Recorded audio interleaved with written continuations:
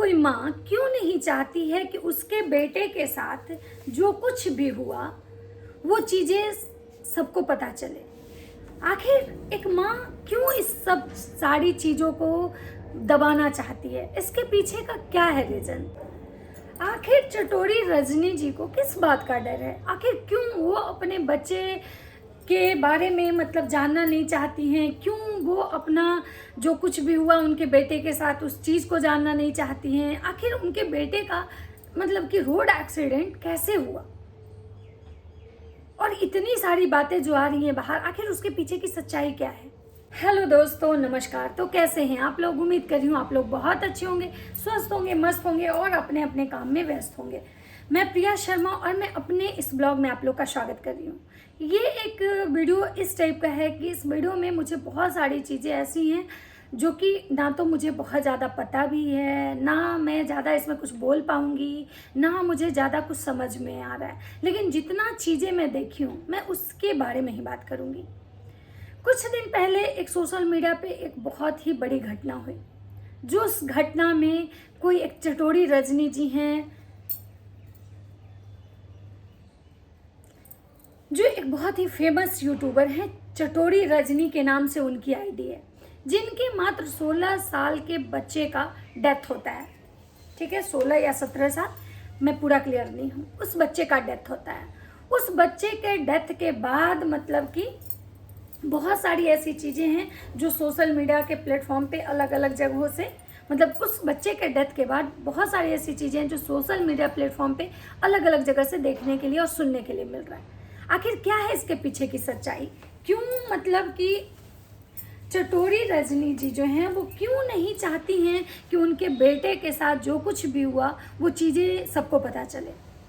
आखिर वो इस चीज़ को क्यों ख़त्म करना चाहती है? क्यों नहीं चाहती हैं कि इस चीज़ पे इन्वेस्टिगेशन हो? आखिर क्यों? क्योंकि कोई एक माँ मतलब हो या कोई पेरेंट्स हो, अगर उनके बच्चे के साथ कुछ होता है तो सबसे पहले पेरेंट्स ही जानना चाहते हैं कि भाई मेरे बच्चे के साथ क्या हुआ था, ये मुझे जानने का पूरा अधिकार है। उसके लिए वो हर तह तक जाते हैं। आप देखे होंगे कि बहुत सारी घटनाएं ऐसी होती हैं जिसमें पेरेंट्स लास्ट में सीबीआई जांच की मांग करते हैं। बहुत सारे ऐसे घटनाएं हमारे यहाँ हैं जिसमें कि पेरेंट्स सीबीआई जांच की मांग करते हैं। लेकिन चटोरी रजनी जी क्यों नहीं चाहती हैं कि उनके बच्चे से रिलेटेड कोई भी चीज़ बाहर आए, कोई भी बात बाहर आए? देखिए, उनका बच्चा का एक शौक था कि मेरी माँ नहीं रोए। चलिए, समझ में आता है कि चलिए ठीक है, वो बच्चा ऐसा चाहता था। लेकिन एक बात बताइए, इंसान के इमोशन पे कंट्रोल कैसे होगा?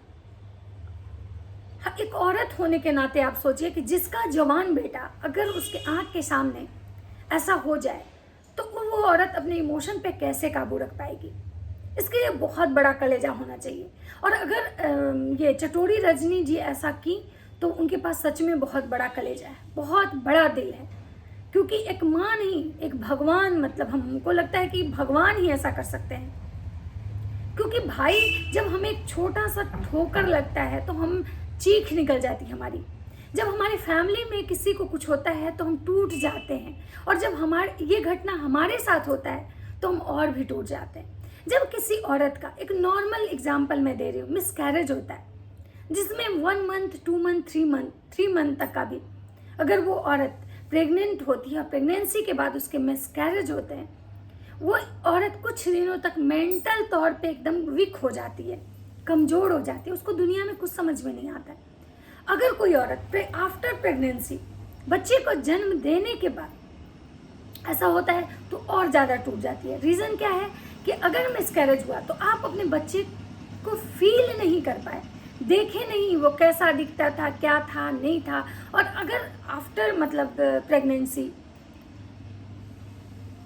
के बाद अगर मतलब कुछ होता है तो इंसान को ज़्यादा दर्द होता है। अगर उसके साथ 6 महीना, 1 साल, 2 साल का वक्त बिता लेता है तो और भी ज़्यादा दर्द होता है, क्योंकि उसके साथ उसकी कुछ यादें जुड़ जाती हैं।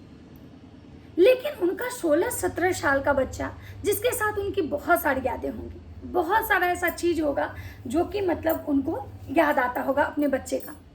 लेकिन चटोरी रजनी जी क्यों नहीं चाहती हैं कि उनके बेटे का एक्सीडेंट कैसे हुआ ये चीज़ मतलब उनको पता चले? या तो यूं कहा जाए कि उनको सब कुछ पहले से ही पता है, क्योंकि ऑडियंस अलग अलग कमेंट्स आते हैं उनके इस वीडियो की। चटोरी रजनी जी का कहना है कि जिस दिन उनके बेटे का एक्सीडेंट हुआ उस दिन उस शहर में वो नहीं थी, वो केरल में थी और उनके हस्बैंड जो थे वो ऑफिस में थे। ठीक है, दोनों लोग उस समय वहाँ पे अवेलेबल नहीं थे। तो चलिए ये बातें समझ, लेकिन ये चीज़ें मतलब उन्होंने कहा है तो ये चीज़ें समझ में आती है कि चलिए वो अपने बच्चे के साथ नहीं थे, एक बात है, लेकिन उनके हस्बैंड ऑफिस में थे तो चलिए ये बातें भी समझ में आती है। लेकिन ये चीज़ें कहना कि वहाँ पे कोई ऐसा पर्सन नहीं था, कोई सीसीटीवी कैमरा नहीं, कोई एक सिंगल व्यक्ति वहाँ पे नहीं था जब एक्सीडेंट हुआ। मैं ज़्यादा तो उस एरिया के बारे में नहीं जानती हूँ, मैं उनके बेटे का ये एक्सीडेंट कहाँ पे हुआ है मुझे ज़्यादा नहीं नॉलेज है, लेकिन ये एक मतलब या संयोग मात्र कह सकते हैं या इसके पीछे कोई बहुत बड़ा रहस्य कह सकते हैं। क्योंकि ऐसा कैसे हो सकता है कि जहाँ पे बच्चे का एक्सीडेंट हुआ हो उस रोड से मतलब कोई गुजर नहीं रहा हो, या वो रोड इतना सुनसान हो, सन्नाटा हो। क्योंकि एक गांव का माहौल होता है, एक छोटा सा मोहल्ला हो, एक अलग चीज़ है, एक टाउन की बात है। लेकिन और सीसीटीवी कैमरा तो मुझे लगता है कि शहर में हर जगह मतलब गली मोहल्ले नुक्कड़ हर जगह आपको अवेलेबल मिलेगा। तो फिर ये चीज़ें मतलब समझ में नहीं आ रही है, ना ऑडियंस के समझ में आ रही है, ना क्रिएटर लोग के समझ में आ रही है। बस एक ही चीज़ समझ में आ रही है कि कुछ तो इसके पीछे ऐसा बहुत बड़ा रहस्य है जो कि वो नहीं चाहती हैं कि ये ऑडियंस के सामने आए। दूसरा चीज़ कि उनके बच्चे का एज जो है मात्र 16-17 साल बताया जा रहा है, जो कि आपको पता है कि 18 साल के बाद ही हमारे यहाँ बच्चे मैच्योर होते हैं। 18 साल के बाद ही उनका डीएल वगैरह मतलब कि गवर्नमेंट से अलाउ होता है। तो अगर उनके बच्चे के पास अगर मतलब डीएल लाइसेंस नहीं था, वो 18 साल का नहीं हुआ था, तो आखिर उसको गाड़ी चलाने का परमिशन कौन देता था? आखिर उनका बच्चा डेली गाड़ी चलाता होगा तभी तो वो गाड़ी लेके गया। और जैसा कि सबको बताया गया है कि उनके बेटे का एक्सीडेंट जो हुआ है वो रॉयल इनफील्ड जो बुलेट आती है, जो सारी गाड़ियों में बहुत हैवी मानी जाती है, उसको कंट्रोल हर कोई नहीं कर पाता है। तो फिर इतनी हैवी गाड़ी उनको अपने बेटे को इतने कम एज में देने की क्या ज़रूरत थी?